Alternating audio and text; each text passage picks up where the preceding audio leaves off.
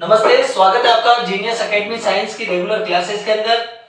जैसा कि आपने थंबनेल देख लिया होगा, आज हम बात करने वाले हैं इस छोटे से वीडियो के अंदर सामान्य विज्ञान यानी कि जितने भी कंपटीशन एग्जाम के अंदर क्वेश्चन पूछे जाने वाले जो क्वेश्चन होते हैं उनमें से कुछ इंपॉर्टेंट क्वेश्चन मैं लेके आया हूँ। 10 11 या 12 क्वेश्चन को अपन इस छोटे से वीडियो के अंदर हल करने वाले हैं दोस्तों, यानी कि हम इनके आंसर को जानने वाले हैं। तो वीडियो के अंत तक बने रहना और चैनल पे आप अगर नए हो तो वीडियो को सब्सक्राइब कर लेना, चैनल को सब्सक्राइब कर लेना दोस्तों, और बेल आइकन दबाना मत भूलिएगा, क्योंकि अगर बेल आइकन दबा लेंगे आप, प्रेस कर लेंगे, तो ऐसे ही इंपॉर्टेंट वीडियो आपके घर तक आपके मोबाइल स्क्रीन पे पहुंचेंगे दोस्तों। तो चलिए शुरू करते हैं जनरल साइंस के कुछ महत्वपूर्ण क्वेश्चनों के साथ। सबसे पहला क्वेश्चन आता है कि भविष्य का ईंधन क्या है दोस्तों। हालांकि हम इन क्वेश्चनों का जो वन वर्ड टाइप आंसर है उनको भी जानेंगे और उनकी डिटेल को भी अपन जानने का प्रयास करेंगे दोस्तों, तो वीडियो के अंत तक बने रहना, ठीक है ना। तो भविष्य का ईंधन क्या है, तो देखिए भविष्य का ईंधन जो होता है दोस्तों, जो हमारे फ्यूचर का जो फ्यूल है वो हाइड्रोजन को माना जाता है दोस्तों। किसको माना जाता है? हाइड्रोजन को। यानी कि भविष्य का ईंधन क्या है? हाइड्रोजन है। सभी कंपटीशन एग्जाम वाले ध्यान दे लेना, और छोटी कक्षा वाले बच्चे भी इस वीडियो को देख सकते हैं, उनके भी लिए ये बहुत इंपॉर्टेंट वीडियो रहने वाला है दोस्तों। तो भविष्य का ईंधन जो होता है उसे हम हाइड्रोजन कहते हैं। हाइड्रोजन के लिए एक और चीज याद रखना कि मेंडलीफ ने जो अपनी आवर्त सारणी दी थी दोस्तों, जो पीरियोडिक टेबल प्रस्तुत की थी, उसके अंदर सबसे बड़ी प्रॉब्लम मेंडलीफ के सामने हाइड्रोजन ही था। ये एक प्रकार का ऐसा तत्व है जो आवारा तत्व के नाम से भी जाना जाता है। तो दोस्तों एक इंपॉर्टेंट चीज कि इसको आवारा तत्व के नाम से भी जानते हैं। आवारा तत्व, आवारा तत्व बोले तो यानी कि हाइड्रोजन का कोई परफेक्ट पोजीशन पीरियोडिक टेबल में नहीं मिल पाई थी। तो मेंडलीफ खुद हैरान थे कि यार इसको कहां मेंशन करें, तो इसको आवारा तत्व कह करके पीरियोडिक टेबल से बाहर व्यवस्थित कर दिया। हालांकि ये सक्रियता श्रेणी के अंदर भी इनकी व्यवस्था है हाइड्रोजन की। तो हाइड्रोजन जो है एक प्रकार का भविष्य का ईंधन है। एक और हाइड्रोजन से रिलेटेड आपको एक और चीज बताता हूं। देखिए एक होती है हाइड्रोजन गैस, एक होती है हाइड्रोजन गैस, एक होती है ऑक्सीजन गैस। ध्यान से सुनना छोटी क्लास वाले और कंपटीशन एग्जाम वाले, मैं बहुत इंपॉर्टेंट चीज आपको बताने जा रहा हूं हाइड्रोजन से रिलेटेड। एक तो होती है हाइड्रोजन गैस, ठीक है ना दोस्तों, एक होती है ऑक्सीजन गैस, और फिर एक होती है मतलब जो है इन दोनों के मिश्रण से बनता है जल। इन दोनों के मिश्रण से क्या बनता है? शुद्ध जल बनता है, जिसका पीएच मान 7 होता है दोस्तों। अब ध्यान देना, यहां पर देखना कि ऑक्सीजन जो गैस होती है उसकी हेरिडिटी कैसी होती है दोस्तों। भैया ऑक्सीजन जो गैस होती है उसकी हेरिडिटी ये होती है, आप लोगों ने देखा होगा कई बार गर्मियों के अंदर क्या होता है, हमारे जो क्षेत्रों में के अंदर आग लग जाती है, ठीक है ना, और फिर हवा चलती है तो हवा के अंदर वो आग फैल जाती है। तो ऑलमोस्ट क्या होता है कि ऑक्सीजन क्या है? एक प्रकार की गैस है, वायु है, ठीक है ना। तो ऑक्सीजन एक ऐसी गैस है जो किसी भी पदार्थ को जलाने में सहायक होती है। बहुत इंपॉर्टेंट चीज मैं बता रहा हूं, ठीक है ना, पॉइंट टू बी नोटेड दोस्तों। जलाने में सहायक होती है। जलाने में सहायक कौन सी गैस है दोस्तों? तो वो ऑक्सीजन गैस है, ठीक है ना। और ऑक्सीजन एक प्रकार, ऑक्सीजन का वायुमंडल के अंदर एटमॉस्फेयर के अंदर कितना वॉल्यूम है? तो आपको पता है 0.21% है। और हम लोग जो सब में ऑक्सीजन यूज करते हैं दोस्तों, आपको जानकारी के लिए बता देता हूं, केवल 4% ही अपन ले सकते हैं, क्योंकि हमारे फेफड़ों की कैपेसिटी इतनी सी है, ठीक है ना। चलते हैं आगे। अब देखिए दूसरी बात करते हैं अपन हाइड्रोजन गैस की दोस्तों। तो हाइड्रोजन गैस जो है ना, देखो ऑक्सीजन गैस तो किसी भी पदार्थ को जलाने में सहायक है, ठीक है ना, राइट। उसके बाद में हाइड्रोजन गैस है ना, स्वयं जलती है दोस्तों। हाइड्रोजन गैस जो है वो स्वयं जलती है, ठीक है ना, ये स्वयं जलेगी, ठीक है ना। इसीलिए आग करंट कहीं इलेक्ट्रिसिटी होता है तो हमें पानी का छिड़काव नहीं करना चाहिए, क्योंकि हाइड्रोजन होता है। पानी के मॉलिक्यूल्स क्या है? जल के मॉलिक्यूल क्या है? हाइड्रोजन है। तो वो आग को और बढ़ा देंगे, करंट को और बढ़ा देंगे। तो ऑक्सीजन जलाने में सहायक होती है, हाइड्रोजन खुद जलती है, यानी कि खुद स्वयं जलेगी। अब आती है बात तीसरे प्रोडक्ट पे, यानी कि दोनों के मिश्रण से बनता है जल। दोनों के मिश्रण से भाई लोगों क्या बनता है? जल बनता है। अब ये जल क्या करेगा? इसकी हेरिडिटी दोनों के विपरीत है, यानी कि जो आग लग रही है उसको बुझा देगा। तो बहुत इंपॉर्टेंट चीज मैंने आपको बताई है। तो भविष्य का ईंधन हमारे पास क्या है? हाइड्रोजन है दोस्तों, ठीक है ना। इसके बाद अगर बात करते हैं प्राकृतिक जीवाश्म ईंधन। अब यहां पर ध्यान देना, सबसे पहले आप लोगों के लिए ज्यादा इंपॉर्टेंट ये नहीं है कि प्राकृतिक जीवाश्म ईंधन क्या है सर। आप लोगों के लिए आई थिंक आपके लिए ये जानना जरूरी है कि सर इस चीज का अर्थ बताइए ये जो आप मैंने सर का नोट किया, सर इस चीज का अर्थ बताइए आप तो कि जीवाश्म क्या होते हैं। अरे भाई समझो इस बात को, जीवाश्म का मतलब होता है कि जीवों के अवशेष। अब जीवों के अवशेष कब होंगे? जब वो जीव किसी कारण से अनफॉर्चुनेटली मरेंगे, ठीक है ना। और मरने के बाद क्या होगा कि मान लीजिए भूमि में किसी मर करके किसी गड्ढे में गिर गए, अब वहां आंधी चली, मिट्टी उसके ऊपर गिर गई, फिर और आंधी चली, फिर अब मिट्टी और गिर गई, चट्टानें टूट कर गिर गई। अब वो जीवाश्म क्या होंगे, धीरे धीरे धीरे धीरे पृथ्वी के गर्भ में डीपली दबते जाएंगे। और अब उसके बाद में 2 साल बाद, 4 साल बाद, 10 साल बाद या 20 साल बाद जब हम उस मिट्टी को खोदते हैं, यानी कि उस पृथ्वी के उस भूभाग को जब अपन खनन क्रिया के माध्यम से देखते हैं, पुरातात्विक विभाग जब उसका खनन करता है, तो दोस्तों उन जीवों के अवशेष मिलते हैं। दैट मीन्स उनके कंकाल मिलते हैं, स्कल मिलते हैं। उन्हीं को क्या कहते हैं, हम जीवाश्म कहते हैं दोस्तों। तो छोटी क्लास वाले बच्चे जो 6, 7, 8 वाले इस वीडियो को अगर देख रहे हैं तो बेटा ध्यान में रखना, जीवाश्म का मतलब होता है मृत जीवों के अवशेष।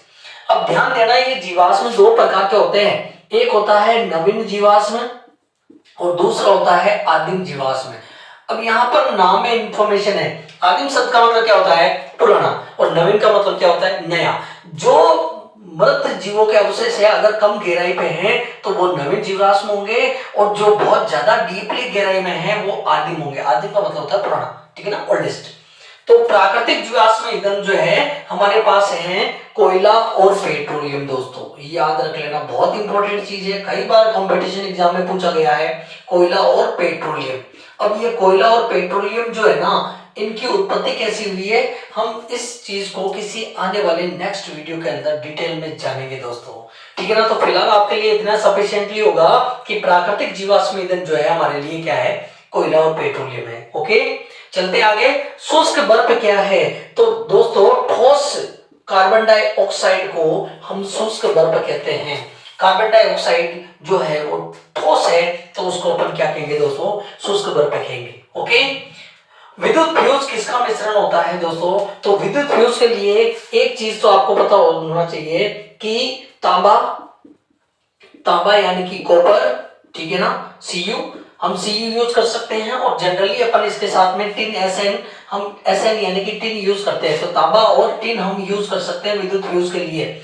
देखिए मिश्र धातुएं होती है ये, ठीक है ना। जब 2 या 2 से अधिक धातुओं के मिश्रण को अपन तैयार करते हैं तो उनसे बनने वाली जो तद धातु होती है वो मिश्र धातु होती है दोस्तों। और मिश्र धातुओं का जो गलनांक होते हैं वो उच्च होते हैं। तो यहाँ पर विद्युत फ्यूज का मिश्रण है तांबा और Sn, लेकिन आप ध्यान दे लीजिए कई बार अपन है ना सीसा का भी यूज कर सकते हैं दोस्तों।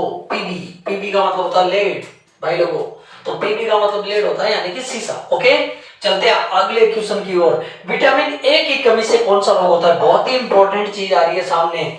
विटामिनों की कमी से कई प्रकार के रोग होते हैं। विटामिन हमारे शरीर के अंदर ना तो ऊर्जा पहुंचाते हैं, ना ही हमारे शरीर की मरम्मत करते हैं, बट कोऑर्डिनेशन जो होता है हमारे शरीर का, जो वातावरण के प्रति सामंजस्य होता है दोस्तों, उसको बनाए रखते हैं। तो विटामिन भी हमें अपने बॉडी के अंदर फूड के जरिए लेने जरूरी होते हैं। तो विटामिन ए की कमी से, क्योंकि ए का कनेक्शन होता है रेटिनॉल से, और रेटिनॉल से याद आना चाहिए आप लोगों को रेटिना, और रेटिना बोले तो आंख के अंदर हमारे नेत्रों के अंदर एक ऐसी सतह होती है जो किसी भी चीज का प्रतिबिंब स्पष्ट बनाती है। तो डेफिनेटली मेरा कहने का मतलब ये है कि विटामिन ए की अगर कमी होगी तो हमें धुंधला दिखाई देगा, और जनरली शाम के समय हमें बिल्कुल दिखाई ना के बराबर देगा। तो दोस्तों रतौंधी रोग होता है, ठीक है ना। विटामिन ए की कमी से रतौंधी रोग होता है। कंपटीशन एग्जाम वाले बच्चों को केवल रतौंधी रोग ही मालूम है, जबकि इसका दूसरा रोग भी होता है जेरोथेल्मिया दोस्तों, जेरोथेल्मिया। ओके, तो ये एक और रोग याद रख लेना। विटामिन ए की कमी से होने वाले जो 2 रोग हैं वो है एक रतौंधी, दूसरा जेरोथेल्मिया। बहुत ही अच्छा वीडियो होने वाला है, इंटरेस्टिंग वीडियो होने वाला है दोस्तों, वीडियो के अंत तक बने रहना। दूध में कौन सा प्रोटीन पाया जाता है, तो दोस्तों दूध में कैसीन प्रोटीन होता है, ठीक है ना, बहुत ही हार्ड प्रोटीन होता है, और बाद में ये फूटता है पैराकैसिनेट के अंदर, ठीक है ना, जिसको रेनिन तोड़ता है और कई प्रकार के एंजाइम तोड़ते हैं। अब आती है बात विबग्योर। दोस्तों बहुत इंपॉर्टेंट चीज सामने आ रही है, 10th क्लास वाले बच्चे ध्यान दे लीजिएगा। विबग्योर का मतलब होता है कि कई रंगों का समूह, ठीक है ना।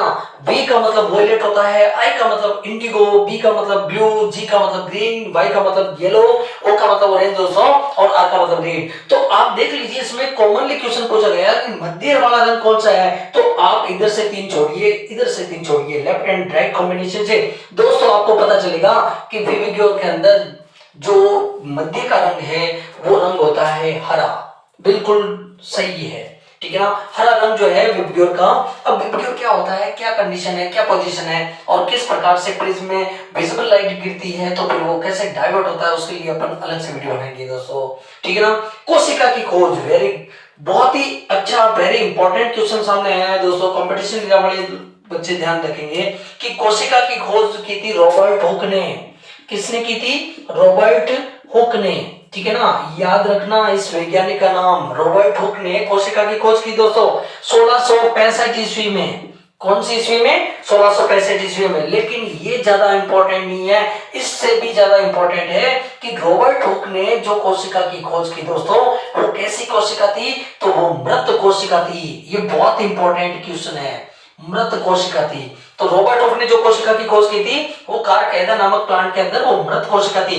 तो अब बात आती है सर, तो फिर जीवित कोशिका की खोज किसने की? अरे भाई, जीवित कोशिका की खोज Antony von Leeuwenhoek. Antony von, बहुत ही अच्छा क्वेश्चन है। एक क्वेश्चन के साथ में बहुत सारे क्वेश्चनों की कड़ियां जुड़ी हुई है, मैं सबको डिटेक्ट कर रहा हूं। एंटोनी वॉन ल्यूवेनहॉक, इस वैज्ञानिक का नाम भी याद रखना दोस्तों, भूलना नहीं कभी। एंटोनी वॉन ल्यूवेनहॉक ने सबसे पहले मतलब जो है जीवाणुओं के बारे में बताया, यानी कि जीवाणु की खोज का श्रेय भी एंटोनी वॉन ल्यूवेनहॉक को जाता है, और सबसे बड़ा क्रेडिट जाता है कि इन्होंने एक जीवित लिविंग ऑर्गेनिज्म सेल को डिस्कवर किया था दोस्तों, ठीक है ना। कोशिका सिद्धांत किसने दिया था? स्लाइडन और स्वान ने। स्लाइडन भी बोल सकते हैं इनको, स्लाइडन वे स्वान, दो वैज्ञानिक थे जिन्होंने सेल थ्योरी प्रस्तुत की दोस्तों। सेल थ्योरी किसने दी? स्लाइडन और स्वान, और स्लाइडन भी बोल सकते हैं। मानव में हड्डियों की संख्या बहुत इंपॉर्टेंट चीज है और बहुत छोटा क्वेश्चन है। अरे भाई, छठी क्लास वाले बच्चे बता देंगे भाई लोगों कि मानव शरीर के अंदर सर हड्डियों की संख्या 206 होती है।